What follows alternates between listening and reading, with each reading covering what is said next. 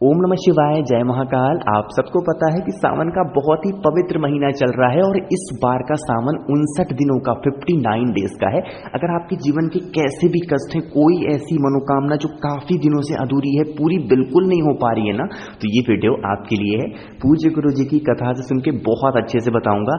बस हरी चूड़ियों को लेना होगा, छोटा सा उपाय करिएगा, जितने भी कष्ट होंगे आपकी लाइफ के ना, सारे दूर जरूर होंगे, ठीक है। लेकिन सबसे पहले आपको बता दूं, इस पूरी वीडियो में हम लोग 4 बहुत ही प्यारे से उपाय की बात करेंगे जो कि सावन के महीने में जरूर करने चाहिए, ठीक है। यहीं पे आपको बता दूं, चौथा उपाय जरूर सुन के जाना, बहुत ही प्यारा सा होगा, है ना। तो बात करते हैं हम लोग अपने पहले उपाय की तरफ, जो कि हरी चूड़ियों से करना होगा। क्योंकि भैया इसको करने के बेनिफिट क्या है, फायदे क्या है, देखो। अगर 2 फायदे इसके सबसे बड़े हैं। पहला फायदा तो ये है कि अगर आपके घर के किसी भी सदस्य की शादियां बहुत दिनों से नहीं हो पा रही हैं, आप खोज रहे हो अच्छी अच्छी शादी बट वो नहीं हो पा रही है, तो आप इनके लिए कर सकते हैं। साथ ही साथ उनके लिए भी कर सकते हैं अगर हस्बैंड वाइफ में लड़ाइयां बहुत होती हैं, ठीक है। पहला काम तो ये।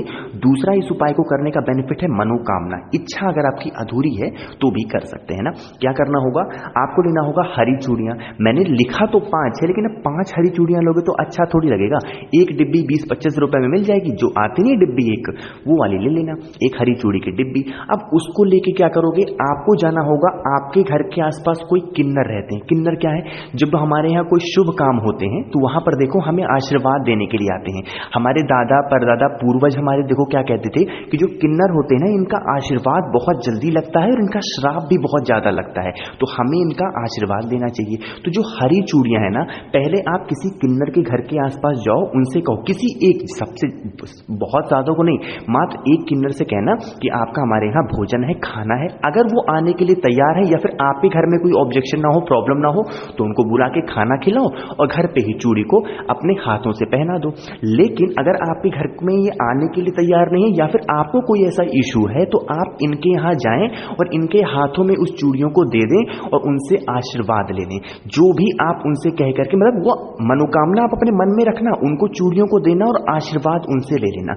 ऐसा माना जाता है बुधवार के दिन जो भी व्यक्ति किन्नर को एक चूड़ी का डिब्बा दान कर देता है या फिर उनको गिफ्ट कर देता है, उनके जीवन के सारे कष्ट दूर होते हैं। इस काम को सिर्फ और सिर्फ बुधवार के दिन ही किया जाता है और किसी भी दिन नहीं करते। ये तो सावन का बुधवार है, कल दूसरा दिन है, तो जरूर करिएगा, ठीक है। समझ में ये बात, तो पहले उपाय की बात आपको समझ में आ गई है ना। चलो आगे बढ़ते हैं इस वीडियो में। अब हम लोग अपने दूसरे उपाय की तरफ। दूसरा उपाय किन के लिए है, देखो, सारे आज के टाइम पे माँ बाप है ना, पेरेंट्स सबसे ज्यादा परेशान है अपने बच्चों को लेकर। भैया हमारा जो बच्चा है ना, मेरी बात नहीं सुनता, बिल्कुल हमेशा लड़ता रहता है, क्या हम लोग करें। या फिर वो ऐसा सिचुएशन है कि हमेशा बीमार ही पड़ा रहता है, तो भी इस काम को कर सकते हैं, ठीक है। क्या करना होगा, इस उपाय के लिए आपको लेना होगा इस तरीके से पीपल के पत्ते। कितने पत्ते लोगे, मात्र 5 पीपल के पत्ते लेना, गिन करके 5 पीपल के पत्ते लेना। अपने हाथों से पेड़ों से तोड़ लेना, ऐसा नहीं कि नीचे पड़े हुए हैं उठा लो, नहीं, अपने हाथों से तोड़ लेना 5 पीपल के पत्ते, है ना। इन 5 पीपल के पत्तों को इस तरीके से एक पत्तल बनाओगे, एक में करके एक जोड़ करके। देखो कैसे बना हुआ ना, स्क्रीन पे आपको दिख रहा होगा। इसी तरीके से आपको भी 5 पीपल के पत्तों की ऐसे पत्तल बनानी है, ठीक है। बना लिया पत्तल, और बुधवार के दिन यानी कि कल के दिन जब आपका बच्चा खाना खाने के लिए बैठे, क्या करने के लिए, खाना खाने के लिए बैठे, तो उस खाने के नीचे, थाली के नीचे नहीं, थाली, जैसे 1 मिनट है समझाता हूं। जैसे मान लो कि ये थाली है आपकी, इस थाली में पहले उस 5 पीपल के पत्तों को रख दो और उन 5 पीपल के पत्तों के ऊपर खाने को आप रखो। जो भी बच्चा बुधवार के दिन, 5 बुधवार अगर आपका बच्चा पीपल के पत्ते के ऊपर भोजन कर लेता है कुंदकेश्वर महादेव के नाम से, तो उसको कभी कोई बीमारी प्रवेश नहीं करती उसके शरीर में। और अगर वो बहुत नटखट है, आपकी बात नहीं सुनता, हमेशा क्रोध करता है, गुस्सा करता है, तो वो गुस्सा भी उसका शांत होता है। बस एक चीज का बहुत ध्यान रखना, इस उपाय को सिर्फ और सिर्फ बुधवार के दिन ही करते हैं और किसी भी दिन नहीं कर सकते। कितनी बुधवार करना है, 5 बुधवार करके देख लीजिएगा, बच्चे का जीवन बिल्कुल सफल होगा, कभी वो पीछे मुड़ के नहीं देखेगा, हमेशा आगे ही बढ़ेगा, ठीक है। समझ में आई बात, चलो। और हाँ, एक बात और, आप कहोगे भैया क्या 5 पीपल के पत्तों को भी खाना है क्या, नहीं, उसको खाना नहीं है। उसको जब खाना खा लो, उसके बाद ले जाकर के किसी पेड़ वगैरह के नीचे या फिर किसी नदी तालाब में आप विसर्जन करते हैं। उस पीपल के पत्ते पे खाना सुबह खिलाना चाहो सुबह खिला दो, शाम को खिलाना चाहो शाम को खिलाओ, लेकिन दिन में बस एक बार ही खिलाना है, वो भी बुधवार के दिन, ठीक है। चलो आगे बढ़ते हैं इस वीडियो में। अब हम लोग अपने तीसरे उपाय की तरफ, जो कि शहद से करना होगा। लेकिन इसके क्या फायदे हैं और कैसे करना है, उससे पहले हमेशा की तरह एक छोटा सा काम, और वो है वीडियो को कर दो लाइक, और जितने भी भाई बहन मेरी आवाज़ पहली बार सुन रहे हैं ना, तो जल्दी से चैनल को सब्सक्राइब करेंगे, ठीक है। चलो सबसे पहले समझो कि इस उपाय को करने का बेनिफिट क्या है, फायदा क्या है। इसका एक ही फायदा है और वो फायदा है क्लेश। अगर मेरे जो भी भाई बहन के घरों में ना हमेशा लड़ाइयाँ होती हैं, हमेशा झगड़े होते रहते हैं ना, तो इस उपाय को आपको करना ही है। अब वो झगड़े चाहे हस्बैंड वाइफ में हो रहे हो, बच्चों में हो रहे हो, पति मतलब किसी भी चीज में हो रहे हो, तो आप इसमें करेंगे। क्या करना होगा, मात्र 1 बूंद शहद चाहिए। कितना, मात्र 1 बूंद शहद चाहिए, ज्यादा हमें नहीं लेना, ठीक है। उसके बाद लेना होगा इस तरीके से 1 बेलपत्र। आपको पता है कि बेलपत्र में कितनी पत्तियां होती हैं, 3 पत्तियां, एक ये बड़ी वाली और उसके बाद नीचे की दोनों छोटी पत्तियां, है ना। और ये भी पता है कि इन तीनों पत्तियों को जोड़ता है एक बिंदु, एक मिड पॉइंट, जिसको हम लोग ये वाला बोलते हैं, ये वाला बिंदु, समझ रहे हो ना। तो इसी जगह पे जहां पर मैंने रेड कलर से गोला किया हुआ है, इसी जगह पे आपको शहद की एक बिंदी को लगाना है। क्या करना, शहद की एक बिंदी को लगाना। जब भी जिस भी वक्त, सुबह दोपहर शाम, किसी भी वक्त आपके घर में लड़ाई हो, बस इस बीच वाली पत्ती पर की नीचे जो बिंदी नहीं होती है, यहां पर लगाना शहद और लेके चले जाना बेल पेड़ के नीचे, चाहे तो गमले में लगा हुआ हो या फिर कहीं पर कोई बड़ा सा पेड़ हो तो बहुत अच्छी बात है, वहां पर लेके जाना और उस बेल पत्र को वहीं पर जो बेल का पेड़ है उसके नीचे रख देना। कभी भी आपके घर में क्लेश, लड़ाई झगड़े होंगे नहीं। सबसे सुंदर उपाय है, सबसे आसान उपाय है घर की लड़ाई झगड़े को खत्म करने के लिए। बस ध्यान रखना, शहद का जो पॉइंट होगा जहां पर लगाओगे ना, वो ठीक जगह पे लगाना, वरना देखो उपाय कभी काम नहीं करेगा। यहां पर लगाना होगा आपको, ठीक है, जहां पर तीनों पत्तियों का मिलन होता है वहां पे लगाना, बेल पेड़ के नीचे ले जाकर के रख देना बस। और आपको चुपचाप वहां से उठना है, अपने घर की तरफ चले आना, ठीक है। समझ में ये बात। चलो 3 उपाय तो हो गए। अब मैंने आपसे स्टार्टिंग में कहा था कि चौथा उपाय बहुत ध्यान से सुन के तभी जाना। ये चौथे उपाय का फायदा क्या है, क्यों ये इतना अच्छा है, क्योंकि ये उपाय है धन प्राप्ति के लिए। आज के टाइम पे कोई ऐसा इंसान नहीं है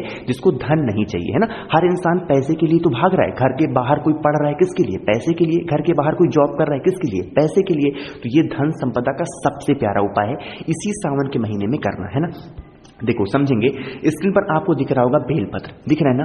मात्र 1 बेलपत्र आपको लेना होगा, ज्यादा चाहिए ही नहीं, मात्र 1 बेलपत्र लेना। बहुत ही प्यारी सी, जो कहीं से कटी पिटी हुई बिल्कुल ना हो, ठीक है।